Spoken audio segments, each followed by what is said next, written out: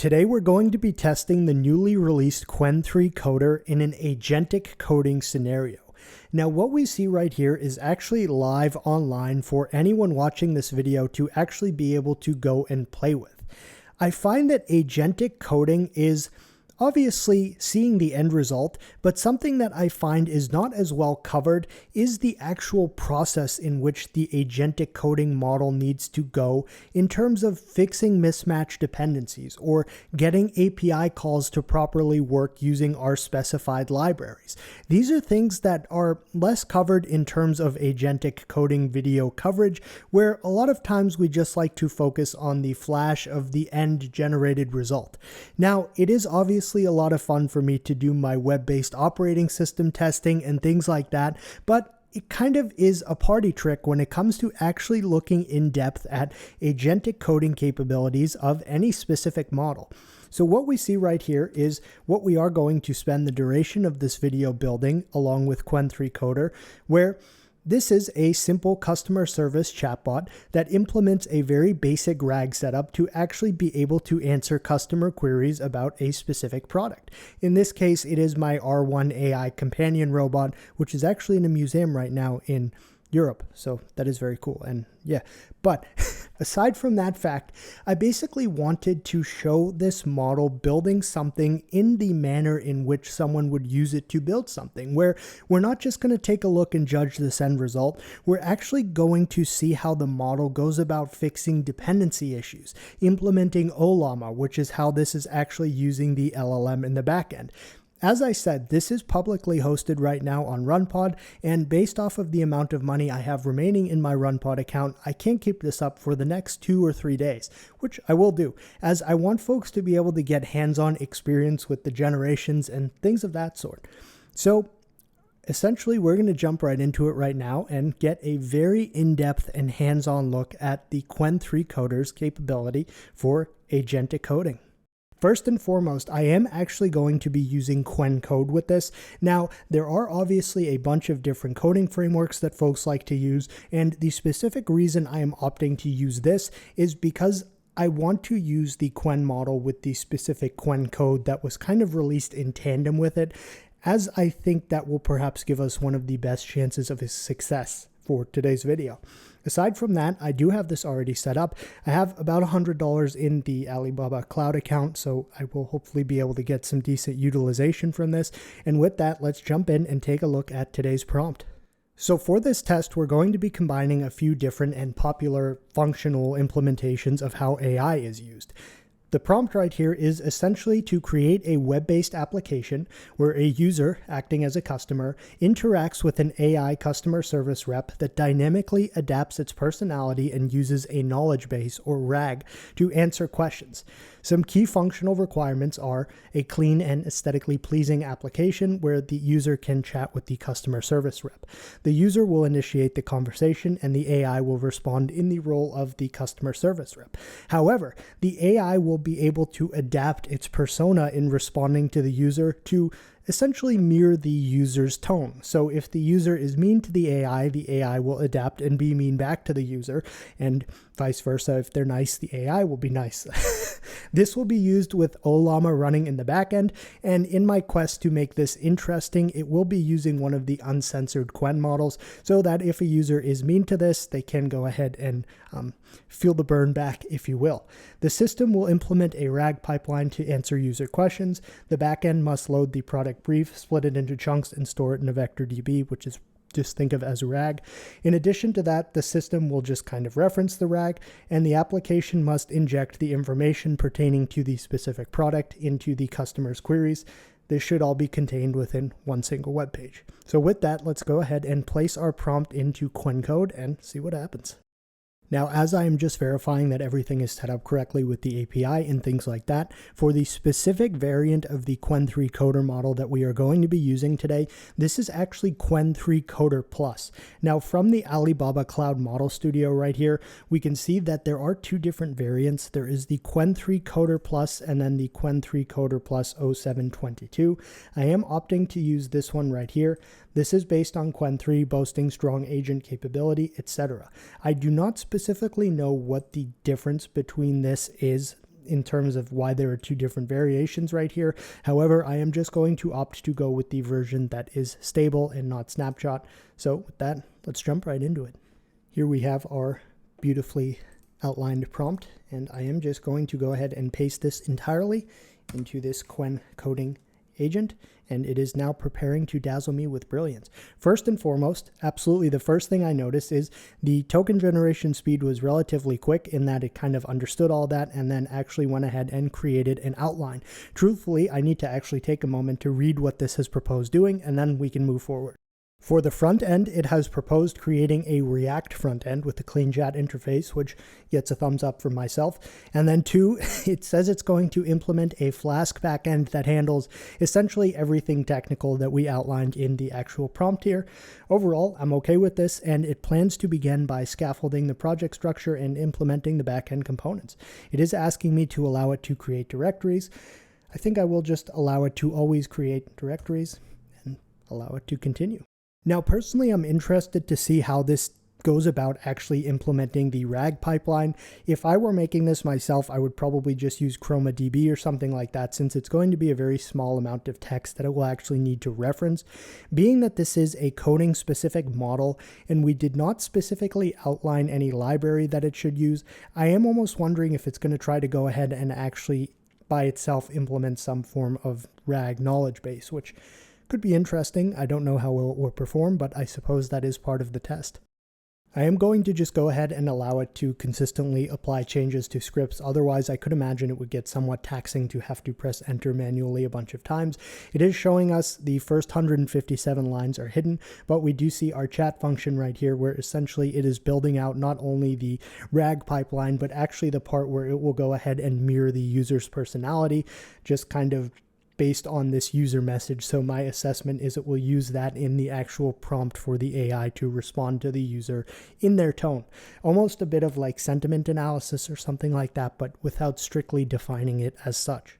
And again, I'm going to say first and foremost, just in like kind of an agentic manner, things I'm picking up on here, the token speed does seem to be rather quick. Of course, we want to be curious about how much this is actually using in terms of not only cost, but like the actual amount of tokens it's generating. So that is something we will definitely get into later on in the video. It is updating the Flask app to handle error or edge cases where Ollama is not available. Okay, so it's just going to give us some mock logic right there, which is interesting. So it would just go ahead and autonomously generate this one simple prompt as a response to a user. That is good to see, as it's thinking ahead and not just kind of working to the statement of work, but going ahead and furthering the actual quality of what we'll get. It wants to go ahead and run the app to verify everything works correctly. That was... I budgeted a lot more time for this video, so if this happens, then, I mean, I'm cool with it. It has encountered a dependency issue, which is not really a huge surprise here, and it is now just, instead of kind of asking me to fix it myself, it's saying let's create a standalone HTML file that includes all of the functionality in a single file, which is red flag. I have just gone ahead and interjected saying I don't want everything in a single HTML script. I would like you to revert to the original approach, except don't go ahead and try to actually prepare the environment and do everything. Just make the scripts and a requirements.txt, and the user will go ahead and set everything up in the back.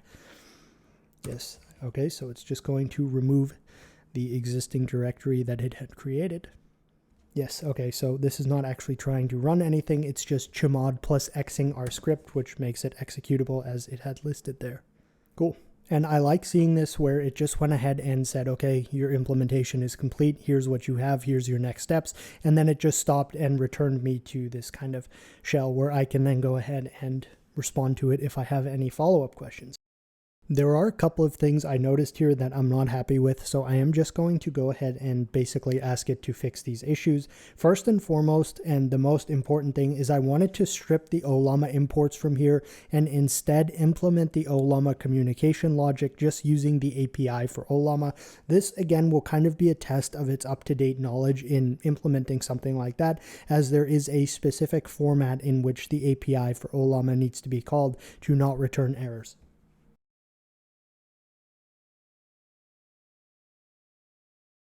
So now we're just asking it to go ahead and remove Ollama and just kind of call it through the API instead of using the Python library. Okay, so this is showing the 11434/API/generate. I think that is correct, but I'm not 100% certain just looking at it here, so I will go ahead and verify that in the documentation. I'm purposely doing this video more in how a vibe coding or agentic coding scenario would work with a model like this. So instead of just jumping to the end results, which I like doing in my generic testing videos, but with something like this, I want to be more intricate and in-depth and just kind of show the results without showing the foundational process underlying said results. And I forget what the start was. It start.sh. Okay, good. And now we should hopefully go ahead and... So there are two errors here. First and foremost, there's this issue, which is either a version issue or it tried to import something that does not exist in said current version of Hugging Face Hub, or perhaps never existed. I don't know. With that, I'm going to ask it to actually remedy that by just pasting in the error message. And in addition to that, I've noticed that the application does not stay running once it opens in Chrome and then closes, as I can't go ahead and visit that URL in Firefox, which should work to actually show me the website. All right, so apparently it has fixed some of these issues. I am just going to go ahead and clear this, and then I think it was in the backend that our requirements.txt existed, so I will just do a pip install requirements, and this will just go ahead and fix the Hugging Face Hub incompatibility. So it downloaded an older version of Transformers, as I'm fairly certain that's the newest version right there, and now it gives us this. Okay, I'm just, again, this is like a lot of perhaps beyond agentic coding, because this is almost in line more with environment setup and things like that, but that does go in tandem with actually being able to run the things that these agents create. So I will just try once more. Okay, so it did actually go ahead and start to download some of the required dependencies here in terms of the sentence transformers. And in addition to that, it did open it in Firefox instead of Chrome. So it actually went ahead and fixed that. I didn't tell it to do that. I just said I want to be able to use this in Firefox, so keep it running. So with that, okay, let me go ahead and... So here's our first look at this. And I will say that was a rather impressive form of troubleshooting that it just did there, and actually properly fixing those dependency issues. Obviously, this is kind of a generic and lackluster front end. I don't want to get into like roasting this aesthetically, which I'm like having to prevent myself from doing, but it's acceptable for a first draft. Now, we don't have any Ollama model loaded or set up, so let's just go ahead and be like, hey, and I want to see how it defaults to some like random response here. I apologize, but I'm having trouble accessing my AI capabilities right now. Please try again later. Cool. So I would like to add an addendum there that I got confused momentarily, and I'm not 100% sure why, but this actually did go ahead and open it in Chrome, as we see right here. I could have sworn it flashed it in Firefox open for a second, but yeah, so I do want to just mention that. Now I'm asking it how to go ahead and get the Ollama model that I want to work with this, and I've given it the specific name of the model that I would like to use. So it's okay. Now going to tell us set it as an environment variable, or modify the code directly to hard code it in. Okay, good. Before doing either, make sure you have the model pulled in Ollama. So that is correct, because of course we actually need to have this running on our local system for it to actually work.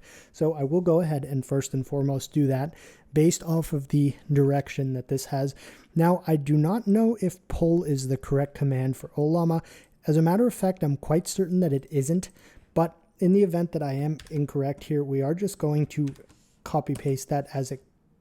Oh, okay, well, I'm wrong. I thought it was Ollama run, but I wonder... what is the differentiating factor between the two? All right, well, based off a quick Google AI summary search, apparently pull is for downloading a model and run is for running and interacting with the existing model, but it will also go ahead and pull it. So apparently, technically, the Qwen Coder model did give me the correct instruction here. My mistake. Okay, so another thing, fun fact about the Ollama poll is it does not automatically start to run the model as it would if you do Ollama run. So I suppose we have learned something of note today. That is good.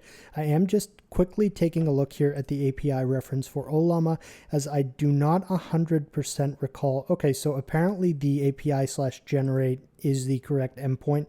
So we're going to go ahead and then assume that the Qwen Coder actually did correctly implement the endpoint here, which is I've noticed to be hit or miss quite often. So I've had to very often go ahead and kind of say, hey, this is the right one, not that. So cool. So now we're going to do a couple of things. First and foremost, I am going to run nvtop. Now right now we'll see that there's already a few gigabytes of video RAM being used, a couple. That is for the OBS screen recording, so pay no mind to that, but we will keep an eye on that because it will obviously be loading this Q4 quant of Qwen3 4B, uncensored or Josephied. Now the next thing we're going to do is just go ahead and export this as an environment variable to basically just say, hey, this is the model we're using, to put it unscientifically and simply. And the next thing from there is the /start. I can't type and talk. .sh. Now Ollama is not properly working, as it doesn't seem to be correctly loading the model. In the scope of agentic coding, I'm going to ask this to identify and then remedy the issue, but I will give it some pertinent information. So let's go ahead and see what it responds to this. I just told it it's not working, but the Ollama server is running. I have the model pulled.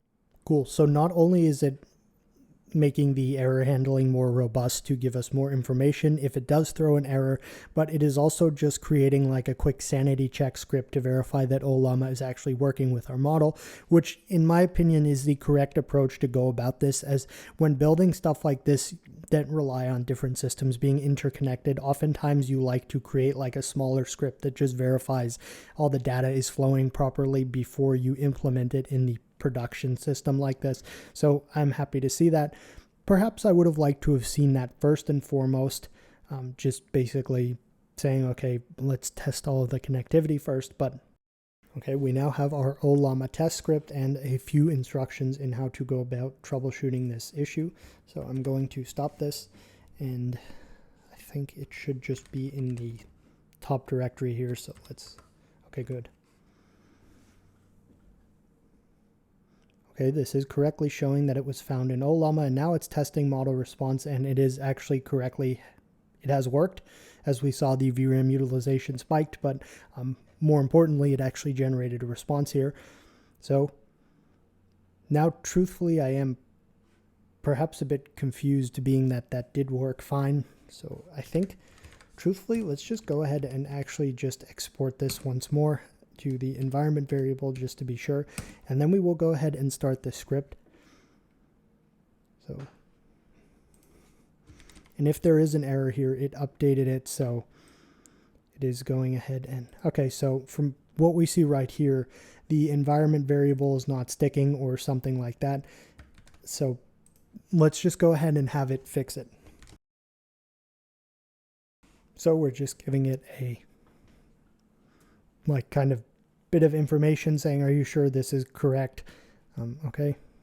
So it's saying maybe the environment variable is incorrectly being passed, which is obviously the case, being that the verbose error message here on the internet just basically said, I can't find the model name blank. So it's not actually getting any specified model name here. So that is the issue. But let's go ahead and just let it figure out how it wants to go about fixing this and whether or not it correctly does so. So unfortunately, it seems like we've encountered an error here in the actual, call it an IDE or this agentic coding program, because I have tried to cancel the request, but it's not actually going ahead and responding to that, aside from identifying that I did press escape, but it's still just trying to go. And the only thing I see to do is just quit it, which I really would prefer not to do. All right. Well, I had to go ahead and quit that because it unfortunately just was hanging and I was not happy with that. So here we have our model usage. We had 109 requests, input tokens 1.2 million, and output tokens around 30,000. I will perhaps do a cost breakdown following this, but I do need to go ahead and get back in here as we were having issues that I need resolved. I'm just going to check and see like what level this actually went ahead and was working. I don't. Oh, okay. This is a good sign. Thank God. So whatever happened, like when it hung, it had at least successfully fixed the Ollama integration. So, okay, the user just said hi. Oh, I forgot. These things are, they're thinking models. So that's why I normally like to use the uncensored 2.5 because I don't have to deal with the chain of thought, which kind of takes away from it. All right. So give me a second here and I will just kind of analyze this script because we do want it to actually have the specific RAG information that I give it and not stuff it generated by itself. I'm looking through the code here just to see how this went ahead and implemented the quote unquote RAG. And here's the kind of information it would reference for that RAG. But I'm looking down here into like the sentiment analysis where it knows to kind of mirror the user's tone. It has friendly keywords and then rude keywords. So that is good. I could think of a few more colorful ones there, but that's okay. And interestingly enough, basically this is very simply implemented, but it's kind of funny where it calculates how many times either of these friendly or rude words actually occur. And basically whichever one is greater, it then uses that form of kind of response prompt, which I do find to be actually really quite entertaining from a, I don't know, it's just funny. So here's what we're going to do now. We're going to take this product brief, which is the actual information that our RAG thing is going to be referencing, and we're going to modify it with something of our choosing. So I've just gone to my Ominous Industries website where I have my social robots, which I don't sell currently and likely won't for the foreseeable future. But there is actually one of these in an art installation in a museum in Europe right now. So that is actually quite cool. But I want to just give it this as the RAG reference, and then that will kind of allow it to work better. Now I am just instructing it to replace the text in the app.py file with the copy paste one that we have right here. So just replace the RAG text with the following, and then I pasted in the thing for the robot. I did just kind of manually point it towards the file that I wanted to go ahead and replace that with, which should be relatively simple for it, being that our conversation history seems to have, all right, I got tired of waiting. Do it fast. All right. It should understand. Yes, good. I will quickly replace the product brief. Detected change. Beautiful. It hot reloaded when it detected a change. All right, good. It went ahead and did what I had asked it to. Now we will just ask it a quick question about the Ominous Industries R1 robot. Where is my robot, you stupid idiot? Let's see how it responds. Obviously, remember, it's using the uncensored Qwen model to respond to the angry customer. Oh yeah, the chain of thought. Ugh. And it is properly referencing our knowledge base and documentation, which I will say it is doing correctly. So 3 to 5 days for delivery, but due to high demand, okay, good. I like this. It did properly reference the RAG that we asked it to. All right, so as this does actually work from a functional perspective, which I have to say I'm quite pleased with. I mean, we just built a customer service chatbot that actually uses RAG, that uses a local AI, that has the front end and the back end in probably like an hour of agentic coding with Qwen3. Now, being that I want this to have pizzazz, if you will, we're going to go ahead and just ask it to now kind of polish and make the user interface far more aesthetically pleasing. All right, so in frontend index.html, this is quite bland. I have to like balance not being like a turbo douche here as much as I want to. I am just asking it to spice up our UI in the style of a software as a service startup. Ooh, it went ahead and added branding elements for the actual like RAG knowledge, so that's nice to see.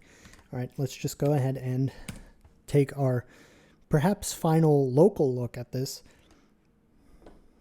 Absolutely beautiful. All right, let's ask a question about it. Okay, for some reason it seemingly has gone ahead and also modified the actual prompt here where it's now acting as the robot instead of a customer service rep. that's not acceptable to me, but let's just say, hey, what's up? Hey, what's up, cute AI? Yeah, I have to... Okay, and we have some nice gradient on the actual chat bubble. The response bubble here is nice and modern looking. It has the kind of... Okay, so it is responding like about the product. Okay, it has gone a bit Chinese right here, which sometimes does happen, so that's no big deal. And it's just telling me about the robot. It is actually correctly identifying things about the robot. So, how about I come over there and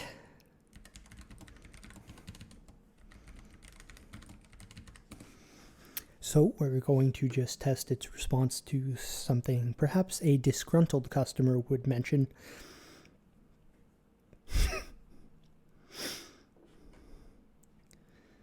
Message is pretty aggressive. They said something like, how about I come over there and first I need to respond. Okay, so it's using the system prompt for Josie, which I suppose is acceptable because that is the uncensored. And it's just doing customer service things. All right, so I'm going to say I am extremely pleased with the end result here for a few different reasons. Now, while this may look like something that is relatively simple in terms of the actual like front end that we see, you're like, oh, it's just a chat bubble or something like that. The actual backend that it built this, where this is a local chat assistant or customer service representative using an Ollama backend. In addition to that, it implemented some basic level of RAG for this customer service chatbot to actually go ahead and be able to properly respond to customer inquiries. In addition to that, we used a more fun model that will perhaps be willing to kind of give it back to the user if there is a disgruntled customer or something like that. But agentically, we just went ahead and kind of built something that would actually have some form of business use case, obviously, and perhaps a slightly different deployment scenario where you would want it to probably be fairly censored. But think about it. I mean, if you wanted your own kind of customer service chatbot, you could probably throw this on a Jetson with a very simple model and your product brief, and it would likely adhere to that and run kind of locally on your network. Obviously, you would want to expose it to the internet and things like that. But that's aside from the fact that this is actually a production-ready example of agentic coding and using the new Qwen3 Coder model. So this is something quite interesting, and I wanted to, again, do something that was more than just kind of like a party trick of like, okay, let me do my web-based OS test, which is fun, but it does not show the depth or kind of typical experience that one would go through in actually using a model for an agentic coding scenario and its performance. So that's why I wanted to do this.